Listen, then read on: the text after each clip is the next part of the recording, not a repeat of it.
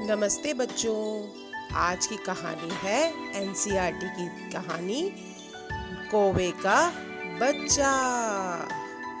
पुनीत और रचना स्कूल से लौटते ही बस्ता घर में रख देते हैं और हाथ में रोटी लिए दोनों बाहर के बगीचे में दौड़ जाते हैं। बगीचे में उनको बहुत मजा आता है। दोनों झूले पर बैठकर रोटी खाते थे।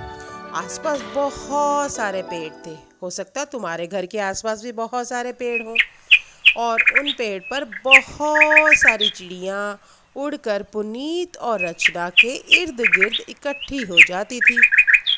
हरे हरे तोते, भूरी भूरी हुदहुद। हुदहुद देखिए, बहुत सुंदर पक्षी होता है। उसके सिर पर एक मुकुट जैसा होता है और टुक टुक की आवाज़ करने वाला लंबी सी चोंच वाला कटफोड़वा। और है बहुत सारी गौरैया, ठीक है, यानी कि चिड़िया ची ची करने वाली। पुनीत और रचना अपनी रोटी में से छोटे छोटे टुकड़े इन चिड़ियों को डालते, उनको रोटी खिलाते। वो चिड़िया फुदकती हुई देखकर पुनीत और रचना को बहुत मज़ा आता था। चिड़िया भी बिल्कुल निडर हो गई थी। वे उनके झूले के बिल्कुल पास आकर बैठ जाती थी। एक दिन की बात है, पुनीत और रचना पढ़ रहे थे। तभी उनको बगीचे से काव काव की आवाज़ आई और बच्चों का शोर सुनाई दिया। दोनों भाई बहन दौड़ते हुए बाहर बगीचे में आए। क्या देखा उन्होंने? उन्होंने देखा कि एक छोटे से कौवे के बच्चे के पाँव में रस्सी बांधकर राजू उसे घसीट रहा है। कौवे का बच्चा बेचारा पंख फड़फड़ा रहा था और सारे बच्चे तालियां बजाकर हंस रहे थे। तुम तो ऐसा नहीं करते ना?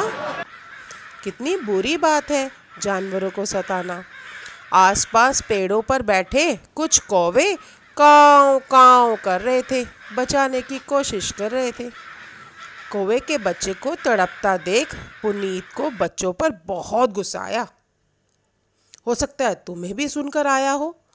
तोड़ता हुआ वह कौवे के पास पहुंचा। उसको दोनों हाथों से उठाते हुए पुनीत ने राजू को डांटा। तुम्हें शर्म आनी चाहिए। तुम कौवे के बच्चे को मार रहे हो। क्या मैं तुम्हारे पैर में रस्सी बांधकर खींचूं? कैसा रहेगा तब? राजू ने हाथ से रस्सी छोड़ दी।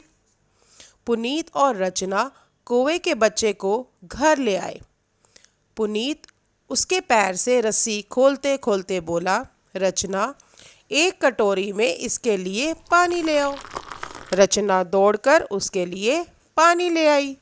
पानी पीते ही कौवे के बच्चे में थोड़ी बहुत जान आ गई। पुनीत ने उसके पैर में दवाई लगाई। रचना अपनी माँ से बोली, माँ, क्या कौवे के बच्चे को हम पाल लें?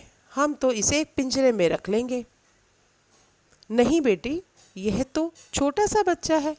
इसको अपनी माँ के पास ही जाना चाहिए। सिर्फ आज के लिए रख लो, कल सुबह इसको बाहर छोड़ देंगे।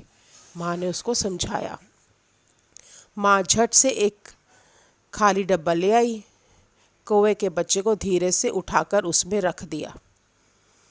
माँ से रचना ने आटा लिया और छोटी छोटी गोलियां बनाकर उसने बच्चे को खिलाई और फिर डिब्बे को मेज पर रखकर जाली से ढक दिया।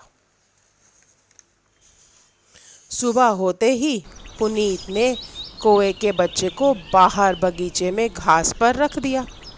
पुनीत दौड़कर अंदर आ गया और फिर पुनीत और रचना दोनों खिड़की से बाहर देखने लगे।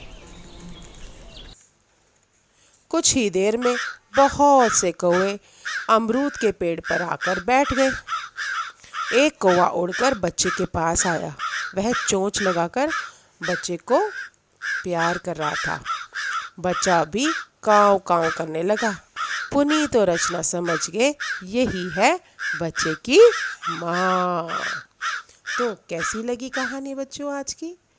इस कहानी से हमने क्या सीखा? पता है इस कहानी से हमने क्या सीखा? हमने एक बहुत अच्छी बात सीखी कि पशु और पक्षी असहाय होते हैं। पहली बात।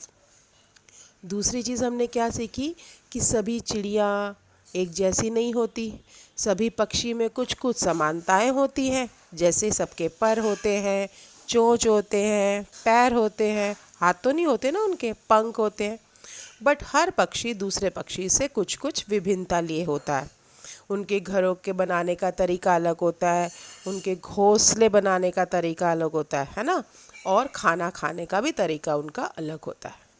बट हमें क्या करना है, हमें इनको बिल्कुल नहीं सताना, उनकी देखभाल करनी है। तो बच्चों, वादा करो कि तुम आगे से किसी भी पक्षी को या जानवर को कभी नहीं सताओगे।